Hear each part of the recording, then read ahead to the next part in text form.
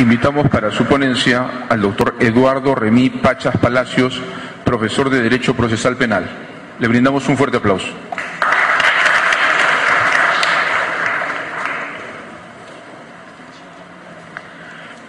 Muy buenos días, señor presidente, señor vocal supremo, coordinador, doctor Víctor Prado Saldarriaga, señores vocales, señoritas y señoras vocales, público en general, muy buenos días. La pregunta que nos mencionan es: ¿la audiencia de tutela de derechos para la observancia del principio de imputación necesaria en la disposición fiscal de formalización y continuación de la investigación preparatoria es necesaria o no es necesaria? Bueno, antes de contestar esta pregunta, voy a partir de la siguiente premisa. La disposición y continuación de la investigación preparatoria viene a reemplazar lo que es el autoapertorio en el Código de 1940. Es por ello que va a tener muchas características. Una de ellas es que el proceso se judicializa. Cuando está formalizado el proceso penal, el juez, tenemos que tener autorización del juez tanto para terminar como para proseguir adelante con la acusación. También tenemos que tener requisitos como son los señalados, que se hayan individualizado al presunto autor, que la acción penal no haya prescrito, que si fuera el caso se haya establecido los requisitos de procedibilidad.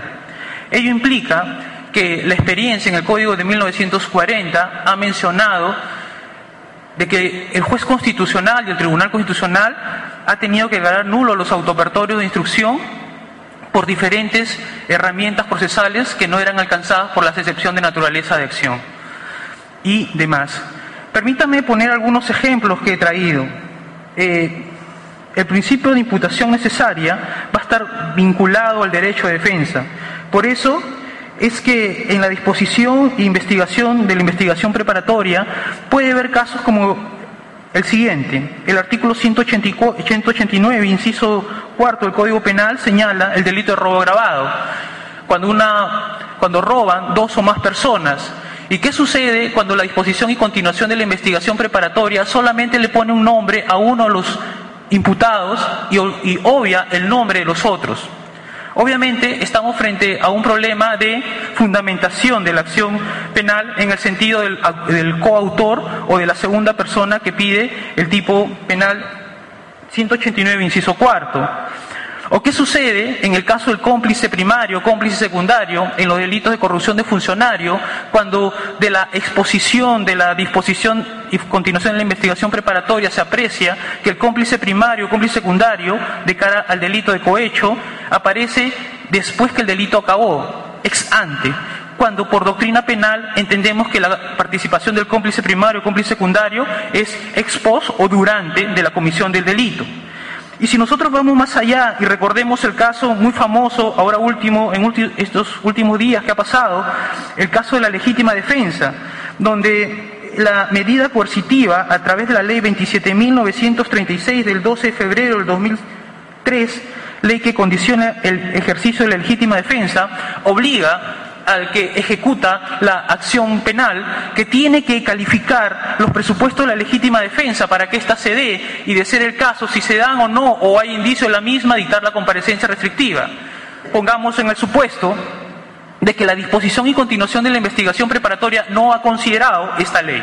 Pues bien, haciendo este preámbulo, paso a contestar la pregunta si es posible la audiencia de tutela de derechos o no para observar la necesaria imputación en la disposición y continuación de la investigación preparatoria. Y a mi concepto, y contradiciendo a los anteriores ponentes, mi posición es contraria a ellos y yo creo que sí. Sí es necesario, porque van a haber aspectos que van a rebasar y no van a estar al alcance de la excepción de naturaleza de acción o la excepción de improcedencia que señala el nuevo Código Procesal Penal. De cara a ello, es mencionar de que el nuevo sistema procesal penal busca un filtro y contrafiltro. Si ello es así, lo que es nulo en la disposición de la continuación de la investigación preparatoria también será declarado nulo por el juez penal, o será declarado nulo en casación por la Corte Suprema, o será declarado nulo por el Tribunal Constitucional, o en algún momento será nulo. Recapitulando, lo que es nulo, nace nulo, siempre será nulo. Si ello es así, nosotros podemos preguntarnos, ¿qué pasa si tenemos a un proceso penal? Te dicta una disposición de investigación preparatoria, se inicia el proceso penal y se pide una medida coercitiva penal, la prisión preventiva, pero hay estos requisitos, como por ejemplo el caso de la legítima defensa, y el fiscal omite esta ley. Se pide la prisión preventiva, se hace la audiencia de prisión preventiva. A mi concepto, es válido que la defensa pueda pedir la tutela de derechos al juez que va a resolver la prisión preventiva, argumentando que esta ley de legítima defensa no se ha tomado y que el juez, en la imputación necesaria, debe tomar esta ley en cuenta de tal manera que en la prisión preventiva primero se discuta esta tutela de derechos, si le corresponde o no esta ley, o en el caso del cómplice primario, cómplice secundario en los delitos de cohecho, si su participación fue ex post, esta figura no se haría. Entonces, se discute ese aspecto y el juez, al resolver, declararía fundado o infundado la tutela de derecho y pasaría a resolver la prisión preventiva. Y en ambos casos, el juez tendría un pedido del fiscal, que es la prisión preventiva, y por otro lado, tendría un pedido que es la tutela de derechos. Y al momento de resolver, resolvería primero la tutela de derechos, pasaría a la prisión preventiva, declarando fundado o infundado ambos. La pregunta que se sugiere es lo siguiente: ¿y qué pasaría si se declara fundado el pedido de tutela de derechos? ¿Se pasaría a exponer la prisión preventiva? Yo pienso que a ser declarado fundado el pedido de tutela de derechos, ¿y cómo quedaría el procesado si el juez va a tener 48 horas para resolver o el plazo está porque se le vence? La solución que daría el juez sería darle la libertad. Y si se declara fundado el pedido de tutela de derechos, en el sentido de que tenga que reponer o reparar o hacer o explicar o fundamentar mejor, le devuelve su pedido de formalización, que lo subsana y volvería a darse. Aquí el problema sería el tiempo, las 48 horas que tuviera el juez para resolver.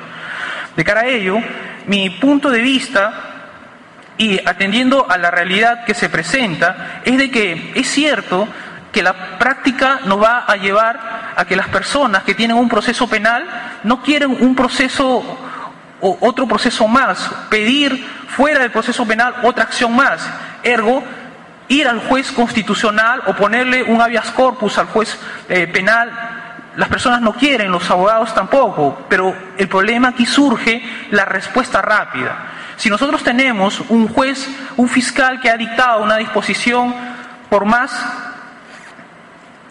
incoherencias o los problemas ya mencionados que tenga, y tenemos un juez de garantías que se le pida o no tutela de derecho, va a responder y le va a dar una respuesta lógica y jurídica a ese problema, obviamente no necesitaríamos la tutela de derechos y no necesitaríamos el juez de habeas corpus para ponerlo encima del juez de investigación preparatoria.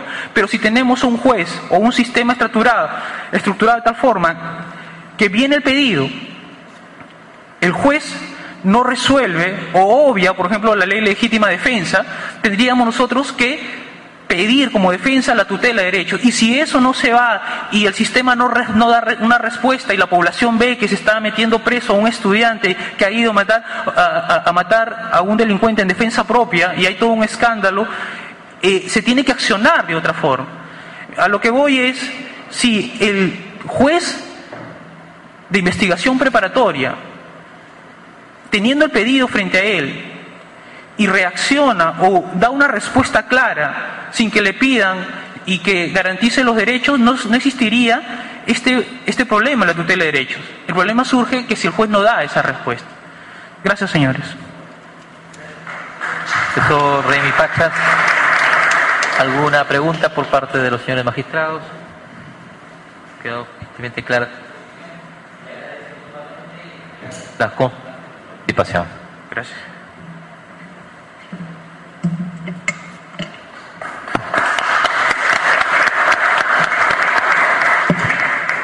Señoras, señores, invitamos para la ponencia respectiva al doctor Jean-Paul Taboada Pilco, juez titular del Tercer Juzgado de Investigación Preparatoria, Distrito Judicial de La Libertad, a quien le brindamos un fuerte aplauso.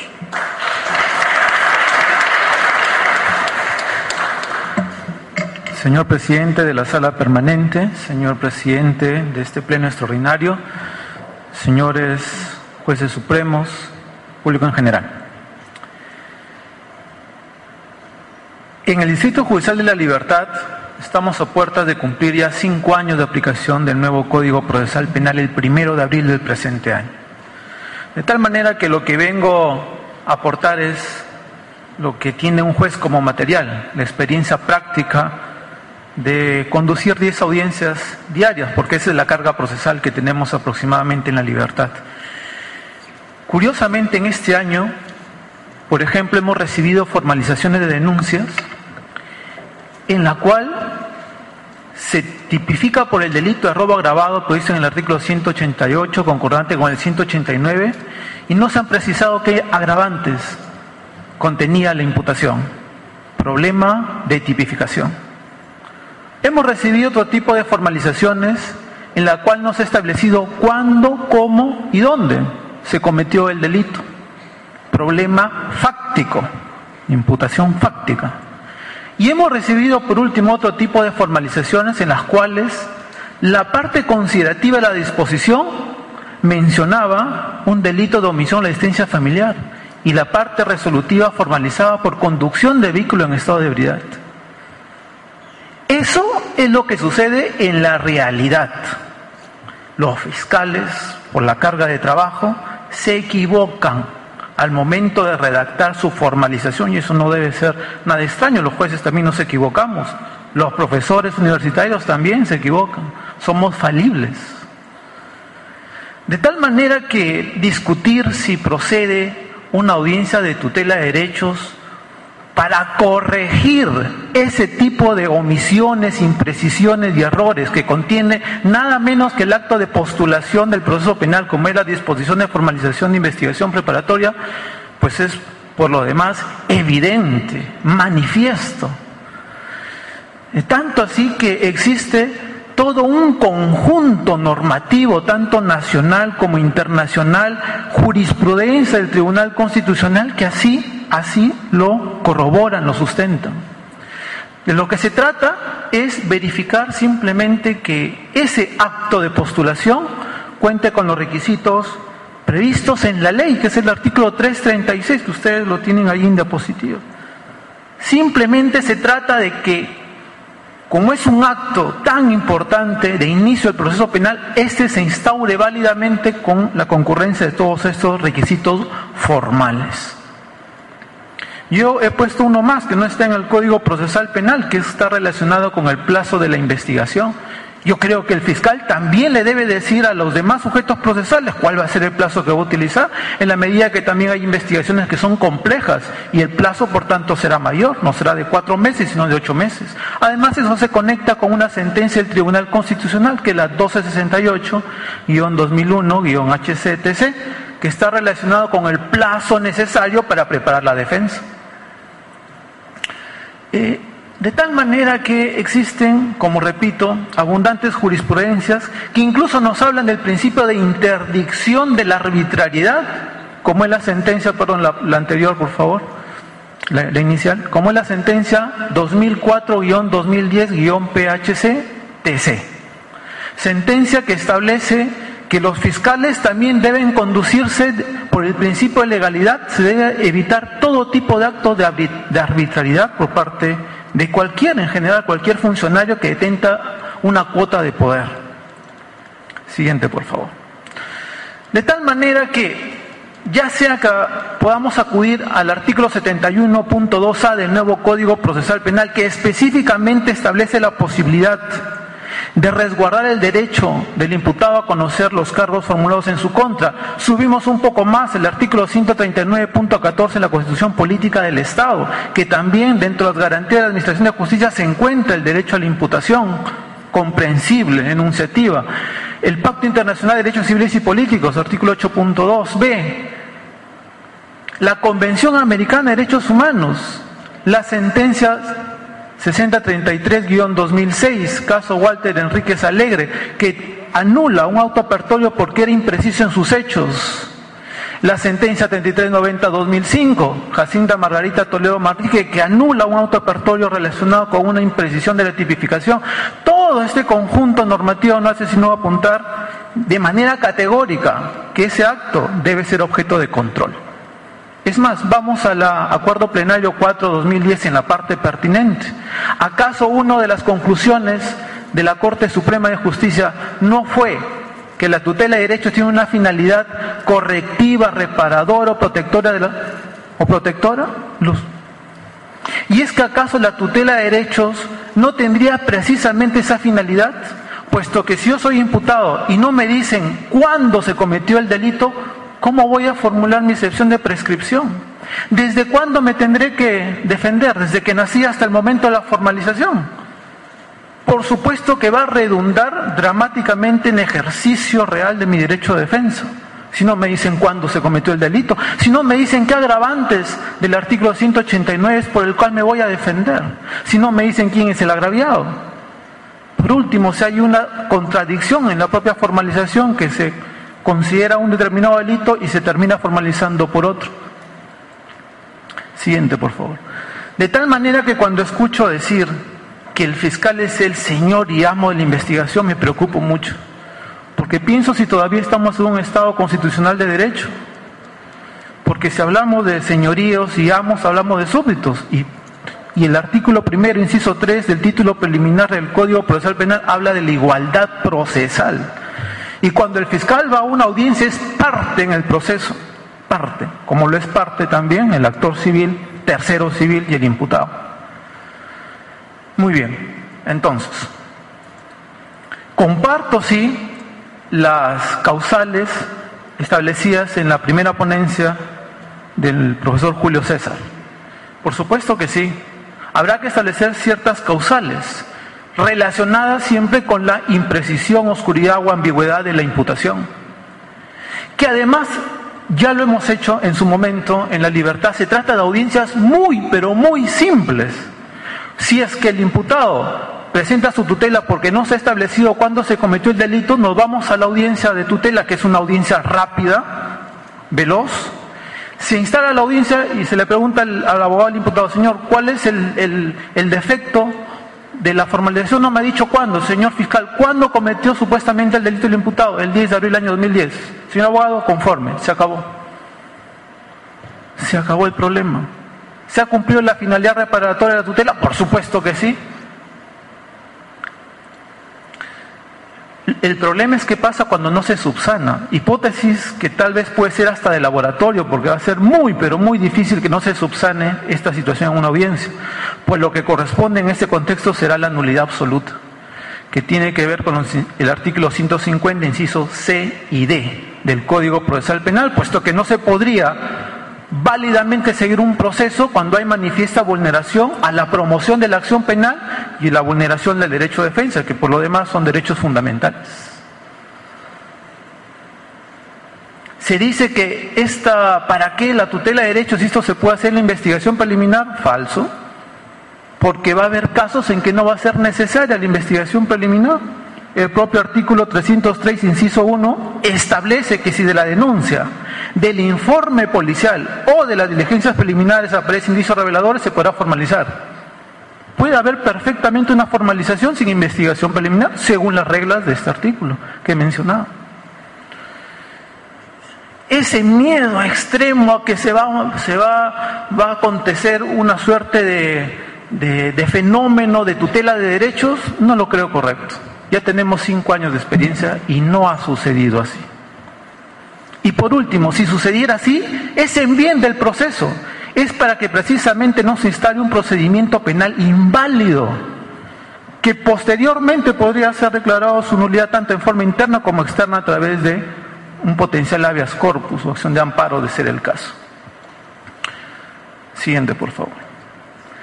De tal manera que creo, sí, contundentemente, que la tutela de derechos procede ante la falta de claridad, ambigüedad de una formalización de investigación. Fíjese que ahí lo que en rigor la defensa cuestiona no es la tipificación.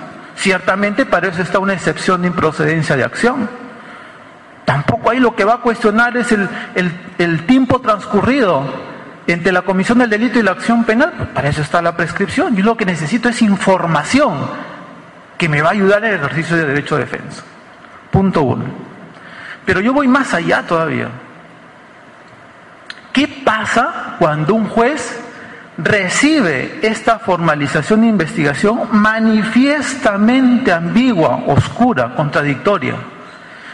Y allí es donde tenemos que apuntar a qué tipo de juez queremos. Un juez reactivo, o sea, que vea el proceso como un sistema netamente adversarial, en el cual el juez ingresa al proceso únicamente si alguien lo llama. Si el fiscal lo llama para una medida cautelar o la defensa lo llama para un medio técnico de defensa. ¿Ese es el modelo de juez que queremos, o queremos un juez que en determinadas circunstancias debe ingresar al proceso así nadie lo llame? Ejemplo, ¿qué pasa si se dicta una prisión preventiva por 9 meses y se pasó los 9 meses? ¿Es que yo debo esperar que el imputado me pida una libertad procesal, o el código establece que incluso de oficio lo puedo hacer bajo responsabilidad si no lo hago? ¿Qué pasa si es manifiesto que se ha transcurrido el plazo de prescripción? ¿No lo puedo hacer de oficio? Si es manifiesto el comportamiento atípico, oigan, se trata del hurto simple de un hijo a su padre, eso no es punible. ¿Debo dejar que se instaure el proceso? ¿O es que debo ser un juez proactivo? No solamente cuando me llamen, sino cuando es manifiestamente evidente que se va a vulnerar un derecho fundamental, intervengo. Juez le llamo proactivo. De tal manera que yo no creo que deba ser una excepción la tutela de derechos por la parte afectada, que es el imputado. Desde mi punto de vista debe ser la regla. Que lo haga cuando tenga que hacerlo. Y allá, pobre las conductas maliciosas de los abogados, porque el juez también tiene poderes coercitivos y disciplinarios. Si es que advierte que es absolutamente malicioso, pues la pretensión de la defensa, y tal vez se trate de un acto dilatorio. Para eso tenemos facultades coercitivas, disciplinarias. Lo que yo voy más allá es, ¿puede el juez de investigación preparatoria, en esos casos extremos, de oficio, controlar la disposición de formalización? Mi respuesta es que sí. Debería hacerlo. ¿Cuál es la herramienta que le puede sustentar esta posición? Artículo 150, incisos C y D, que regula la nulidad absoluta, que puede ser de oficio, a diferencia de la nulidad relativa, que solamente es de parte. Siendo así las cosas, me decanto por la posición inicial de mi amigo Julio César, que sí se puede, pero le auno un dato adicional. Excepcionalmente, el juez de investigación, en su labor de juez de garantías, también podría hacerlo de oficio. Muchas gracias. Muchas gracias a usted, señor juez Jean-Paul Taboada Pilco. El doctor Hugo Príncipe.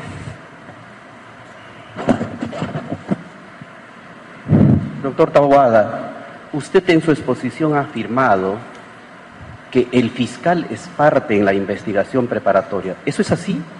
Sí. ¿Acaso el fiscal no es el director de la investigación preparatoria? En la audiencia es una parte más. Doctor, ¿acaso el fiscal no tiene que trabajar bajo el principio de objetividad para reunir los elementos que le permitan formalizar la investigación preparatoria o archivar, por ejemplo? Sí, pero una cosa es el deber ser y otra cosa es el ser.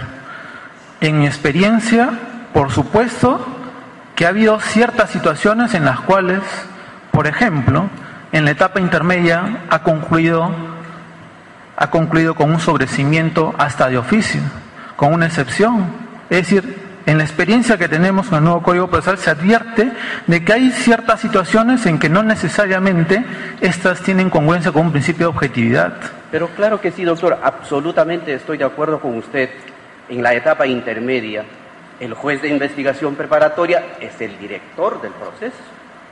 Y efectivamente, en esta etapa, sí el fiscal es parte en el proceso, porque va a sostener su propuesta de acusación o el sobreseimiento o el requerimiento de sobreseimiento.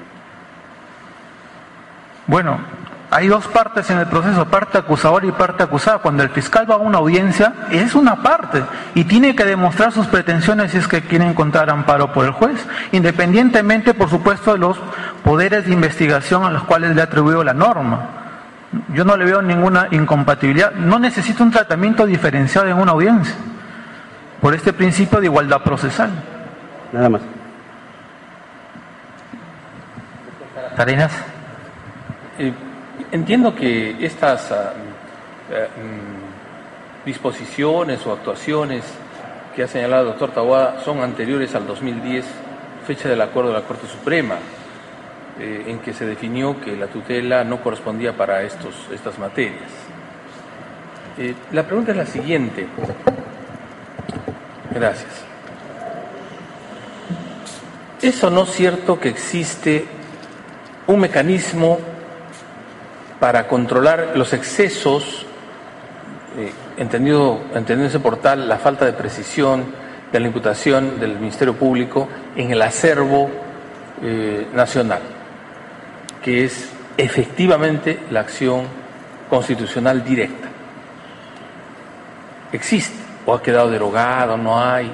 Para esos casos extremos en que el fiscal efectúa una imputación absurda, una imputación incompleta o lo que fuera, porque lo he escuchado decir a usted que está reclamando la aplicación de las ejecutorias del Tribunal Constitucional en relación al auto de apertura y traspolarlas a la formalización de investigación, cuando entre el auto de apertura y la formalización de investigación existe una distancia no solo temporal, sino hay una distancia de concepción, de reparto de roles, de actividad procesal, etcétera, etcétera. Bueno, es que me parece, incluso por economía procesal, innecesario acudir a un habeas corpus o a una acción de amparo, dependerá la situación de libertad o no del imputado, para cuestionar un defecto de la formalización que de manera muy práctica, muy rápida y de manera eficiente podría solucionarse en el contexto del mismo proceso. Tenemos las reglas, tenemos las normas, tenemos la jurisprudencia, cierto. Eso pertenece al sistema inquisitivo mixto, al Código de Procedimientos Penales del 40. Con mayor razón se tendrá que controlar un acto del Ministerio Público. Si se controla los actos del juez, ¿por qué no se van a controlar los actos del Ministerio Público? No le encontraría lógica alguna. Todos los actos de quienes detentan un poder del Estado merecen un control. En eso estamos de acuerdo. El problema es quién lo ejecuta. ¿Quién lo ejecuta de la investigación? En manos del juez. Eso es lo que está usted planteando. Exacto. O sea, no es que no exista una tutela ahora, sino que no es una tutela judicial. Y usted la está planteando en el terreno judicial. La tutela existe, por eso estamos justamente discutiendo el tema si es posible utilizar la tutela para la formalización. Mi respuesta es, por supuesto que sí, y ya se han dado los argumentos que la parte afectada lo puede hacer. Pero yo he ido un poco más allá y considero que ex ante, al momento que el juez recepciona la formalización de investigación, cuando advierte un gravísimo defecto del mismo, tanto en su parte fáctica o en su parte jurídica, me refiero a imprecisiones, ambigüedades, creo yo que puede el juez, en su labor de juez de garantías, de oficio controlarla. Repito, excepcionalmente. Claro, lo lógico sería que sea todo a pedido de parte, pero también he demostrado que hay ciertas situaciones en las cuales el juez tiene que actuar de oficio. Agradecemos al juez doctor Jean-Paul Taboada Pilco su presentación. Gracias. Y la firmeza de su posición.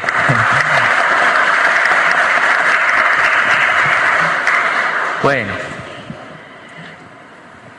Señoras y señores, habiendo culminado los 3 bloques de trabajos con las ponencias pertinentes, en estos momentos vamos a tener las palabras de clausura a cargo del doctor Víctor Prado Saldarriaga, juez titular de la Corte Suprema y coordinador del Pleno Extraordinario Penal de la Corte Suprema de Justicia de la República. Lo recibimos con un fuerte aplauso. Gracias, el aplauso realmente para todos ustedes, estimados colegas, ponentes, público asistente. Ha sido para nosotros muy provechoso conocer los distintos enfoques, la consistencia de los planteamientos que se han ido desarrollando en cada ponencia sobre cada uno de los temas, lo cual nos coloca ya en un compromiso importante de razonar cada uno de ellos de cara a los conflictos específicos y a las necesidades de construir una jurisprudencia más útil a todos y que es el propósito de esta primera versión de un pleno extraordinario jurisdiccional en materia penal que hace la Corte Suprema. En nombre del señor presidente de la Corte Suprema, reiterando nuestro agradecimiento, clausuramos esta audiencia pública preparatoria. Muy buenas tardes.